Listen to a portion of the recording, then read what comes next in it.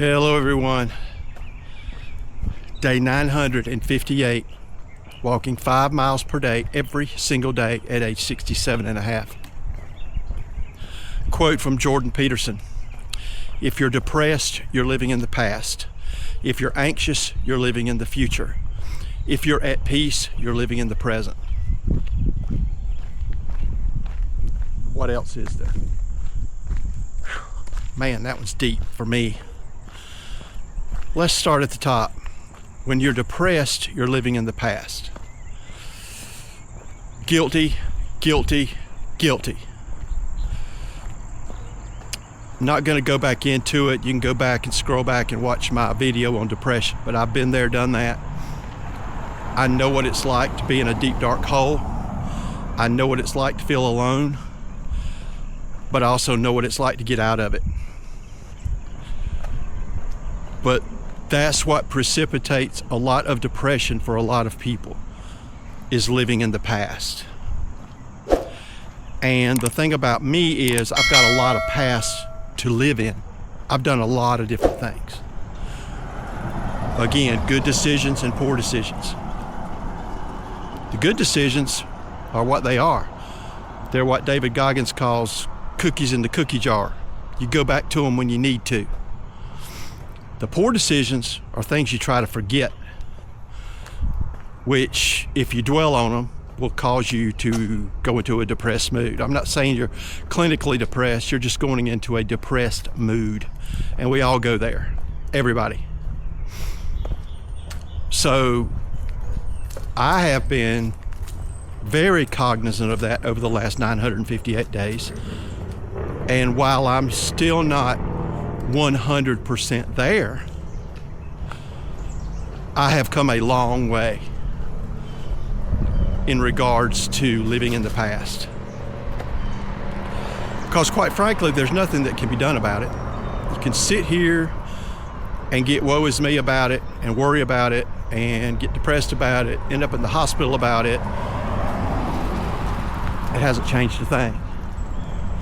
You cannot unring a bell. Once it's wrong, it's wrong. So I strive every day not to worry about the poor decisions I've made in the past, concentrate on today. Now the second part, if you're anxious, you're living in the future.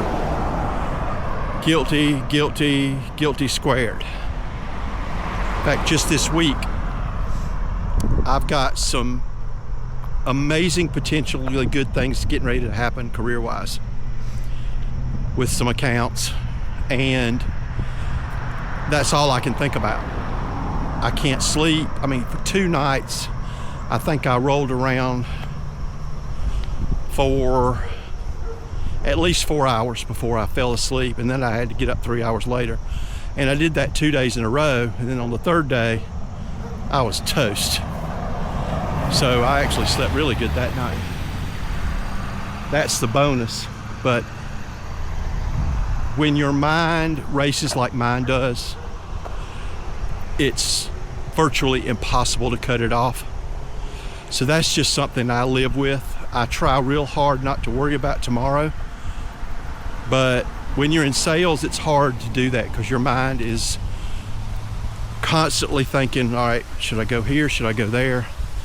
And you're working on a route, you're working on, your pitch, you're working on, all the little intricacies of, what goes into landing a sale. And for some reason, when I lay my head on that pillow at 10 o'clock at night, lately 9 o'clock, I can't cut it off. I wish I could. I wish I could, but I've always been that way. So that one's going to be the tough one for me. But hopefully part 3 will help eliminate some of part 2. If you're at peace, you're living in the present. I don't really know how to do that yet. I'll just be honest. I walk every day. I'm consistent with that. But that's about the only thing I'm consistent with.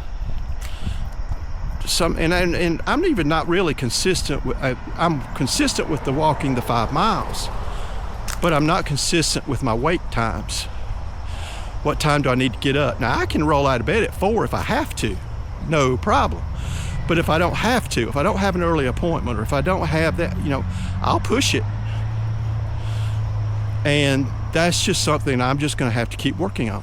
I don't know any other way to say it. I'm just gonna have to keep working on it. So, being at peace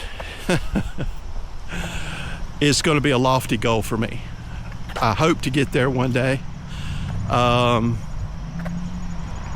the way my mind works and the way it's worked for nearly 68 years is tough. It's just tough to live in the present when you're constantly making changes that change your future. Does that make sense? Anyway, I really like Jordan Peterson. He's brilliant. He's so insightful, and he's relatable. I mean, he's probably off the scales on intelligence, but he knows how to relate to people like me and probably most of you who are just normal, everyday people. He knows how to talk to normal, everyday people. That's what I like about him. Other than some of these gurus that have themselves up on such a high pedestal that, if it rains, they drown because their nose is so stuck up in the air. So take those to heart this week. If you're depressed, you're living in the past.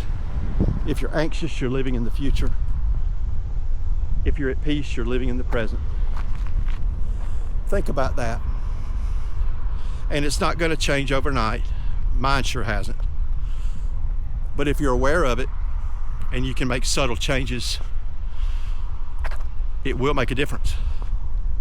I hope that helps you. It definitely helped me when I saw that last night and wrote it down. So hope y'all have a great day. Godspeed. Peace.